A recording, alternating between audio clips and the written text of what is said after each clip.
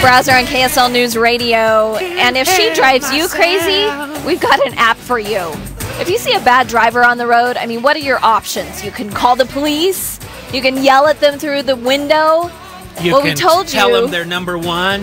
Yeah. Well, we told you earlier this week about a new option, the Drive Me Crazy app, and this is a way to kind of give a virtual ticket to a bad driver. This guy's got like a cigarette in his left hand and a cell phone in his right hand, and like the steering wheel, I think it's being totally neglected. It's illegal to use a cell phone while you're driving. It's also illegal to span two lanes because you were too stupid to get on the right one, blocking traffic for everybody. When you have a bumper sticker that says you shouldn't drive while using your cell phone, you probably shouldn't drive while using your cell phone. There's something called a turn signal near your steering wheel. Why don't you try using it when you need to change lanes? Clean up the snow on your car if you're gonna drive on a highway.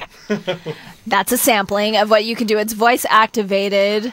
And then if that violator also has the app, they'll see that they've been flagged. So we wanted to go to the creator. Philippe Engelbrecht is the developer of this Drive Me Crazy app. Philippe, there is one part of this app that's been bothering me since I read about it. These virtual tickets are reported to insurance companies and the police? Hi, Amy. Good afternoon. Drive Me Crazy is an open system. I think most drivers on the road fundamentally believe that they are the best drivers, and obviously that can't be the case. Yeah, they're all wrong. Neither do they know the impact that have on the good drivers which are out there. And so the best thing and the most important thing that we would like to accomplish with Drive Me Crazy is to provide feedback, right? So it's good for people to kind of understand and hear the perception that they create on their fellow motorists. So that's really what we're doing, and that means that Drive Me Crazy is an entirely open and searchable database. Now that also means, of course, that parties such as law enforcement or insurance companies can take a look at it and understand better, who are the potentially dangerous people on the road. So they can take a look at it. You are not delivering this information to them. Is that correct? We do deliver it to them. Now, obviously, we launched the company 3 weeks ago. In all fairness, I'm not really sure what they would be doing with it today. I think we still have a little bit of a ways to go there. But this is not new. There are services out there already that kind of function in the same way. They just don't leverage the smartphone or the iPhone in particular. A great example, by the way, is the HERO program in Washington State. People who violate the carpool lanes might be reported by their fellow motorists into a special 800 number. And if you kind of get flagged twice by your fellow motorist, then the Washington State DMV will send you a nice brochure explaining how the carpool lanes work. If you get trapped 3 times, then the Washington State Patrol will send you somewhat of a nasty letter.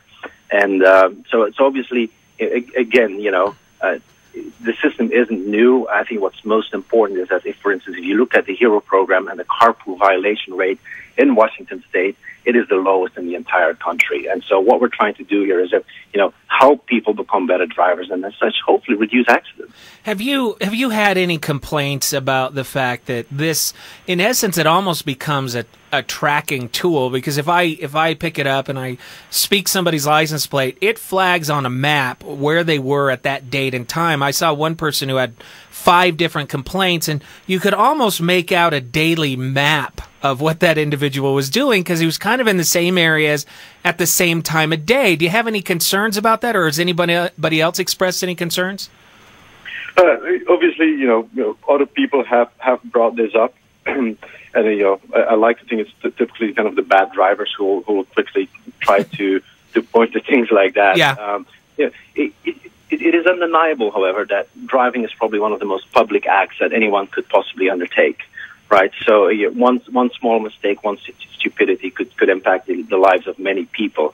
I kind of compare it a little bit to kind of, let's say, walking on the sidewalk. It is unacceptable in society that if we cross each other on the sidewalk, that I were to elbow you. It's frowned upon, and we just don't do it. It's unacceptable. Yet, however, cutting somebody off in traffic seems for a small portion of the driving population acceptable. And that's what we're trying to fix. And so if that means putting it on a map to kind of help people better understand, how to change their behavior, then that's what it takes. Now, you can also put your own license plate in there and see if you ever get flagged. But you talk about, safety and raising awareness. How does the ability to flag somebody for being hot raise the awareness of safety in drivers? Sure thing. So obviously, when we put the service together, the initial idea was simply, there's bad drivers and there are good drivers, and we show this to many people. Ask questions: what do you think of the service? How would you do this? And the overwhelming feedback we got in a very funny way was like, well, look, I don't think I would really reward anybody for being a good driver. I'm just not programmed that way. But I tell you this, especially within the single population, is that I see lots of cute boys or cute girls in traffic, and I always wish that I had a way to reach out to them or at least connect with them. It's a little bit like missed connections that you would find in newspapers or Craigslist, and so you really kind of build this feature by demand of our potential user base. Philippe, I wanted to ask you about a concern I've seen out there for this app about maybe could this be a way for people to bully someone or target someone that they just put a bunch of fake complaints on there? Yeah, it's a great question. It's probably the most common question that we get. Drive Me Crazy is not a game, and so neither is it a tool to kind of seek vindication. So we run numerous checks and balances in the background of the app that track potentially kind of suspicious or what we call malicious use. Actually, in the next version of the app, we are immediately going to provide that feedback to the end user as to whether we validated or potentially even rejected a flag. So if, let's say, the three of us were to, gang up against our neighbor or whoever it is, and repeatedly flagging him or her, that would just simply not work anymore. And because you're moving over to Android as well, right? Yeah, we have to, absolutely. So we released for the iPhone first. Android is next. And we also kind of want to make this available on the website, right? Not everybody has a smartphone, and so we always want to give people the opportunity to check their driving record, and we want to do that for free, and we want to make that instantaneous.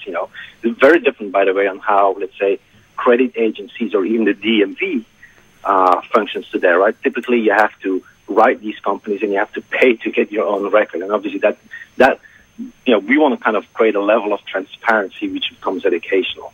All right, thank you so much. Philippe Engelbrecht is the developer of the Drive Me Crazy app.